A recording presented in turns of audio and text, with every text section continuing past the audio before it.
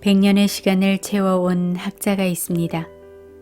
시대의 현란한 변화 속에서도 삶의 기본적 가치와 본질을 소중히 다루며 우직한 걸음으로 한 세기의 인생을 살아온 진정한 어른. 올해 105세를 맞이하고도 여전히 현역인 1세대 철학자. 바로 김형석 교수님인데요. 늙는다는 건 성장이 끝났다는 것이다. 성장하는 동안에는 늙지 않는다. 인생에서 제일 좋은 나이가 60에서 75세인데 그때가 제일 행복했다라고 말하며 은퇴 이후 현재에 이르기까지 더 활발한 활동을 해오고 계신 김형석 교수님의 신간 김형석 100년의 지혜가 출간되었습니다. 이 책은 한 세기를 살아오며 그가 깨달은 삶의 지혜와 경험을 담은 에세이인데요. 삶의 지표를 잃어버린 현대인이 단단한 삶을 살 수 있도록 한 세기의 깨달음을 고스란히 집대성한 김형석 교수님의 마지막 인생론입니다. 김형석 교수님은 빠르게 변하는 세상을 살면서 자연스레 잃어버린 사랑과 자유, 그리고 평화에 대한 근원적인 질문과 해답을 던져주는 한편 다가올 미래를 위해 후손에게 전해줘야 할 정의와 최후의 가치는 무엇인지를 다루고 있습니다. 또 한 세기 격변의 역사를 살아온 산 증인으로서 이 시대의 한국인에게 다정하고도 예리한 일침들을 전해줍니다. 그럼 김형석 교수님의 100년의 지혜 속으로 함께 들어가 보시겠습니다.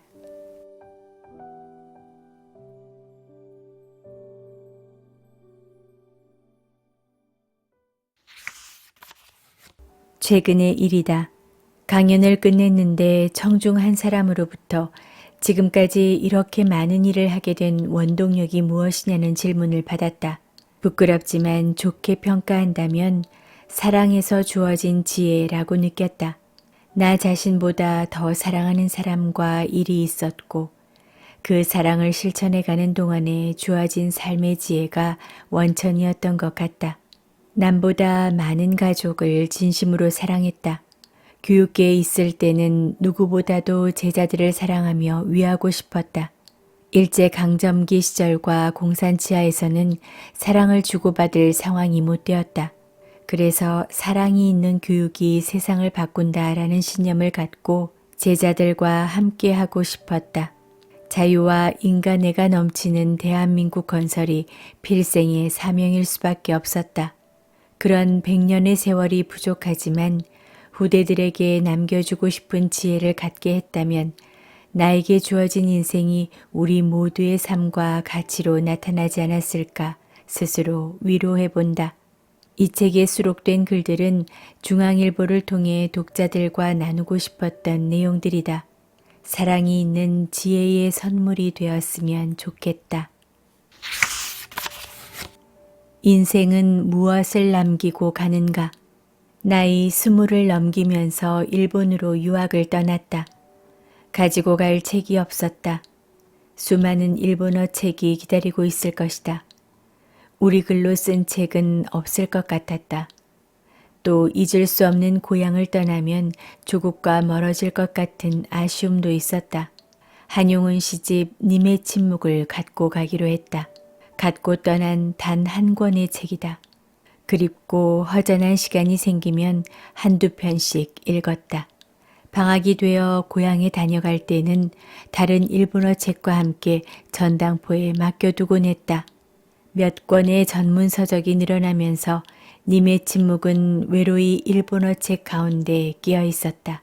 세월이 지나는 동안에 언제 어디서 자취를 감추었는지 기억나지 않는다. 일본 경찰이 수시로 찾아오곤 했기 때문에 몇 차례 숨겨놓았던 기억이 지금도 새롭다. 도쿄에서 교토로 거처를 옮겼다. 그때도 일본 경찰이 찾아오곤 했다. 윤동주 시인은 그 즈음에 잡혀가 해방을 보지 못하고 감옥에서 세상을 떠났다. 그동안에 님의 침묵을 본 기억이 없다. 물론 해방 전 일본에서 귀국할 때도 보이지 않았다. 그래도 누군가가 읽어주고 있으려니 하는 생각은 사라지지 않는다. 이후 20년 세월이 흘렀다. 40고개를 넘기면서 1년간 미국의 교환 교수로 가게 되었다. 그때는 한글로 된 책을 가지고 갈 필요가 없었다. 그래도 한 권쯤은 하는 생각으로 출판사에서 갓 나온 내 책, 고독이라는 병을 갖고 갔다. 한국인으로서의 나를 지키고 싶었는지 모르겠다. 시카고 대학에 머물렀을 때도 여행하는 기간에도 갖고 다녔다. 1962년 봄학기를 하버드 대학교에서 보낼 때였다. 내 방을 찾아온 서울대학교 한우근 교수가 읽어보고 싶으니까 빌려달라고 했다. 하버드 옌칭 도서관에는 한국 책이 많이 있으나 내가 쓴 책이고 흥미롭기도 했던 것 같다.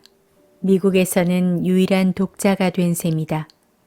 저녁 때 갖고 갔는데 다음날 새벽에 전화가 왔다. 뜻밖의 전화여서 눈을 비비면서 수화기를 들었다. 나 한우군이에요. 저녁 때부터 지금까지 한잠도 못 잤어요. 라는 것이다. 혹시 한국에서 걱정스러운 편지라도 왔는가 싶어서 가정에서 무슨 소식이라도 했더니 그놈의 고독이라는 병 때문에 이제야 다 읽었어요. 라는 것이다. 책을 빌려가서 읽기 시작했는데 새벽 4시까지 다 읽고 전화를 한 것이다. 한우근 교수의 목소리는 약간 흥분해 있었고 나는 소리를 죽여가면서 웃었다. 그 당시는 국제전화도 미리 편지로 어느 날 몇 시에 전화할 테니까 대기하라고 약속하고 걸던 때였다. 한 교수 집에 어떤 불상사라도 있었는가 싶어 긴장했는데 안심했다. 단잠에서 깨어났기 때문에 좀 원망스럽기도 했다. 그 후에는 그 책이 어디로 누구에게 갔는지 기억에서 사라지고 말았다. 손가방 하나만 들고 안병욱 교수, 한우근 교수와 같이 유럽 여행을 했으니까 있어도 갖고 떠날 사정이 아니었다. 하버드 대학교 주변 어디에서 홀로 남아있을 고독이라는 병을 기억에 떠올려 본다. 50여 년의 세월이 지났다. 모친과 아내가 세상을 떠나 경기도 파주에 있는 가정묘지로 모셨다. 애들이 두 무덤 사이에 나를 위한 가묘를 준비해 놓았다. 아흔을 바라보는 아버지를 위해 예비했다. 나도 머지않아 마지막 갈 곳이기 때문에 묵인하고 지냈다. 그런데 강원도 양구의 유지들이 나와 안병욱 교수는 절친한 친구로 50년 동안 함께 일해왔는데 고향이 북한이라 갈 수 없으니 휴전선 가까이에 고향을 만들어 기념하자는 뜻을 모았다. 그때 안 교수가 병중이어서 서둘렀다. 안 교수는 1년 후에 양구로 가고 신축한 기념관에는 안 교수와 나를 위한 공간이 마련되었다.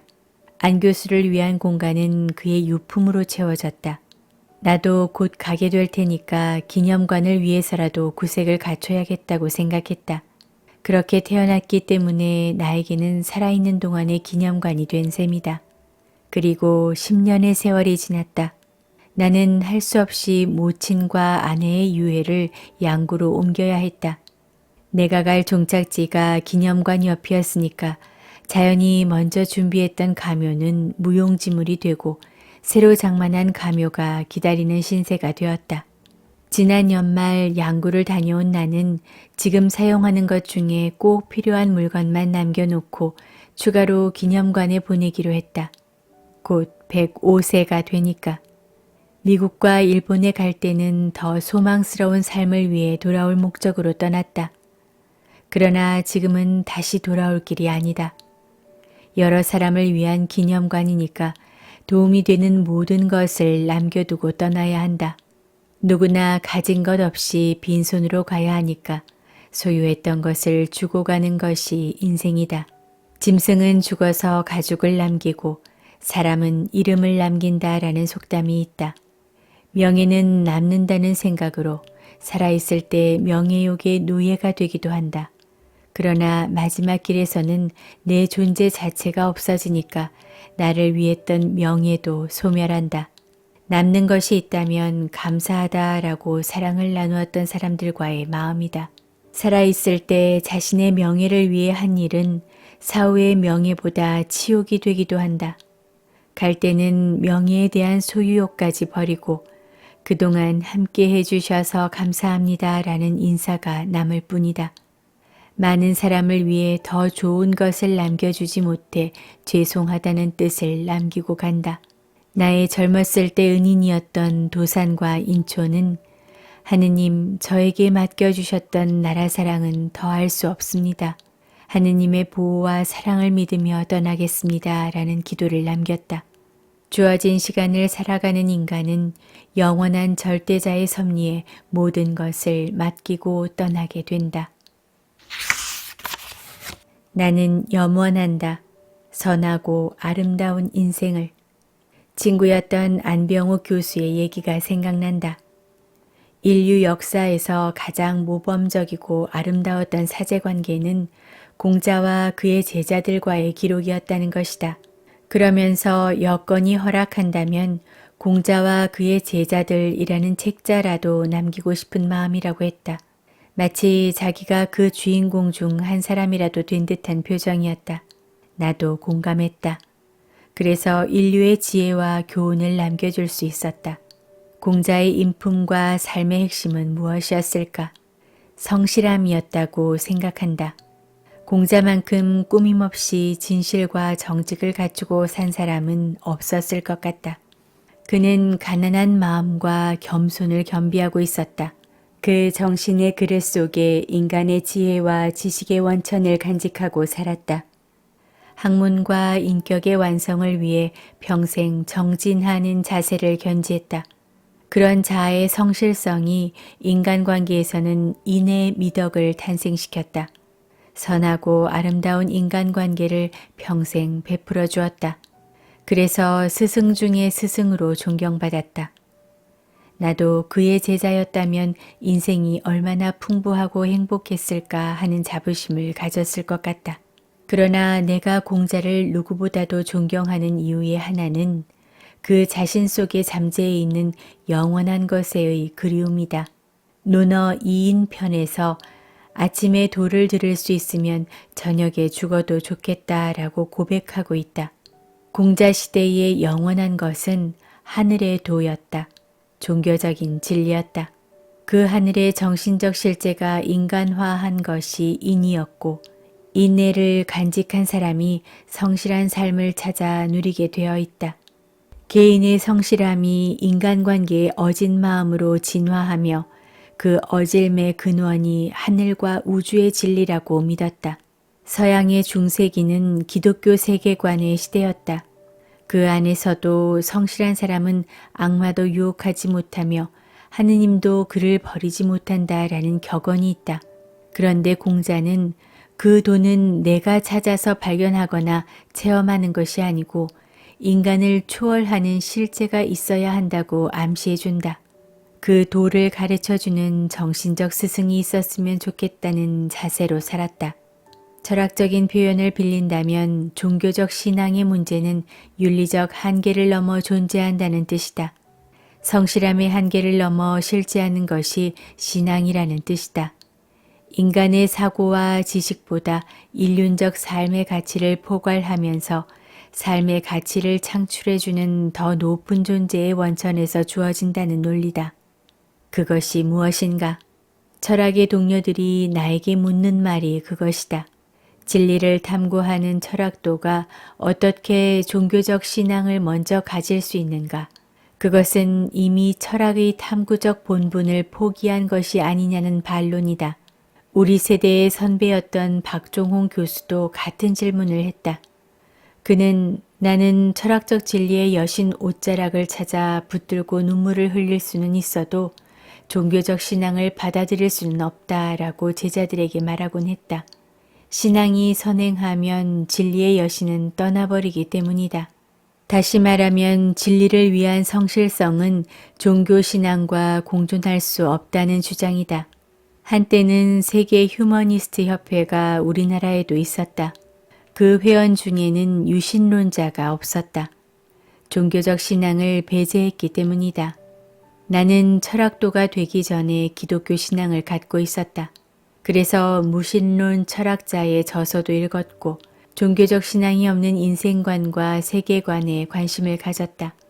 그런데 그 결과는 내 종교적 신앙심을 더 승화시켜 주었을 뿐이다. 종교적 신앙은 인간의 성실성의 선물이나 결실이 아니었다. 그것이 무엇이었는가? 성실성에 더해 경건성이었다. 경건성은 우리가 모두 지니고 있는 성실함을 한 단계 더 높여준다. 비성실함이 아니고 성실을 내포하는 초성실이다. 나에게 그런 신념을 갖게 해준 철학자는 칸트였다. 그의 종교 철학 제목이 이성의 한계 안에서의 종교이다. 종교는 초이성적인 영역의 실제임을 암시해준다. 나는 칸트를 경건성을 지닌 철학자라고 느꼈다. 요청적 유신론이 가능할지 모르겠다. 그 경건성이 무엇인가? 나에게는 기도하는 마음이다. 내 인생이 기도하는 마음에서 출발했기 때문이다. 성실성을 갖춘 사람은 기도하는 마음을 포기하지 않는다. 공자의 고백이 바로 그런 뜻이었다. 도를 깨닫기 위해 성실과 어진 마음이 필요했던 것이다. 논어 수리편에 기도에 관한 얘기가 있다. 공자가 신병으로 고통을 겪을 때 자로가 기도를 드리자고 했다.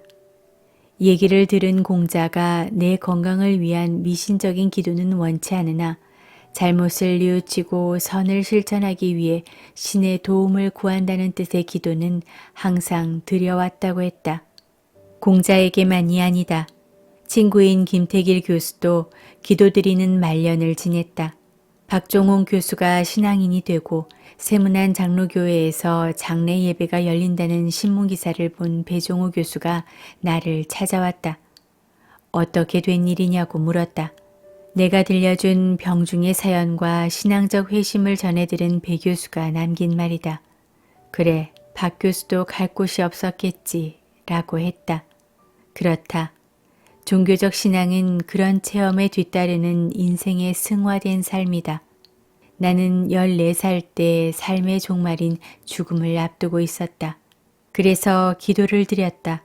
하느님께서 저에게도 어른이 될 때까지 살도록 건강을 허락해 주시면 제가 나를 위해 살지 않고 하느님의 일을 위해 살고 싶습니다. 라는 기도였다. 기도가 지금까지 이어지고 있다.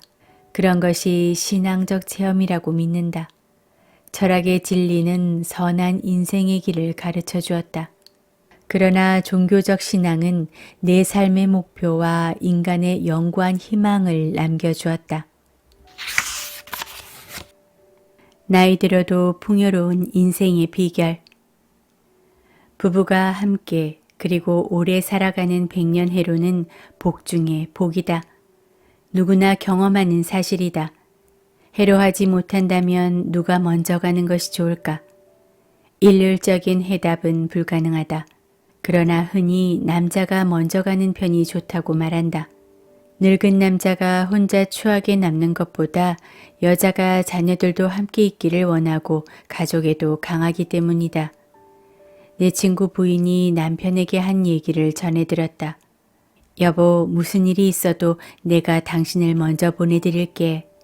김 교수님이 혼자 쓸쓸히 고생하는 것을 보니까 사모님이 선생님을 혼자 남겨두고 가는 마음이 얼마나 아팠을까라는 것이다. 반대인 경우도 있다. 내 친구 김태길 교수와 안병욱 교수는 아내보다 먼저 갔다. 두 부인은 연하이고 건강했는데 남편들이 작고한 뒤 오래지 않아 세상을 떠났다. 안 교수 부인이 예상보다 빨리 세상을 떠났기에 만일 안 교수 부인이 먼저 갔다면 안 교수는 어떻게 됐을까 하는 생각을 했다. 내 경우도 생각해 본다. 아내를 먼저 보낸 지 20년이 되었다. 아내 생각은 언제나 떠오른다. 아들, 딸이나 손주들이 모이면 자연히 어머니와 할머니 얘기를 한다. 대답은 간단한 것 같다. 사랑할 상대가 사라졌을 때 누구나 고독해진다. 다시는 그런 사랑이 불가능하다고 느껴졌을 때 고독은 절망이 된다. 절망은 정신적 종말, 죽음과 연결된다. 그런 고독은 남녀의 구별도 없고 나이의 차이도 없다. 고독사의 원인이 되기도 한다. 99의 악조건이 있다고 해도 사랑의 연결이 하나라도 있으면 고독과 절망에서 벗어날 수 있다. 지금 돌이켜보면 나는 아흔이 되면서 더 외로움을 느꼈다. 100세가 넘으니까 혼자 있어서는 안 되고 누군가의 도움이 간절해진다. 그것이 고령 노인에게 주어지는 인생의 짐이다. 그래도 나는 그 고독을 극복해냈다고 생각한다. 그 원동력이 무엇이었을까? 이를 위하고 사랑하는 열정이었다. 누구보다 많은 일을 했다. 그 일에서 오는 위로와 보람이 고독한 심정과 시간의 공간을 채워주었다. 그 일은 보수나 소유를 위한 일이 아니었다. 학자로서 진실을 찾는 의무였고 제자들을 위하고 사랑하는 즐거움이었다. 대학을 떠난 후에는 친구들과 사회에 무엇인가 남겨주고 싶은 사명감 비슷한 것이었다. 일 많은 나라에 태어난 것에 감사했고 많은 일이 주어지는 현실에서 보람을 느꼈다. 가족들을 위하는 책임도 있었으나 중고등학교와 대학교에 있을 때는 교육계를 위하는 책임이 항상 뒤따랐다. 무거운 짐이었으나 나름대로 사랑과 보람이 있었기에 행복했다.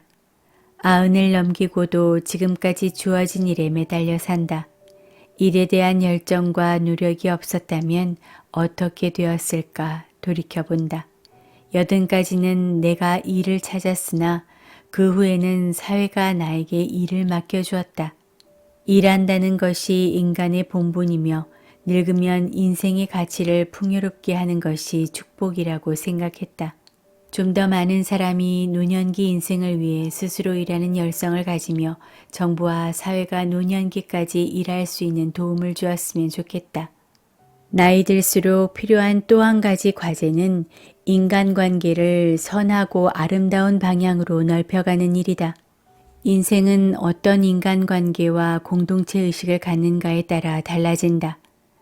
노년기가 힘들다는 것은 인간관계가 좁아지며 공동체 의식을 상실하기 때문이다.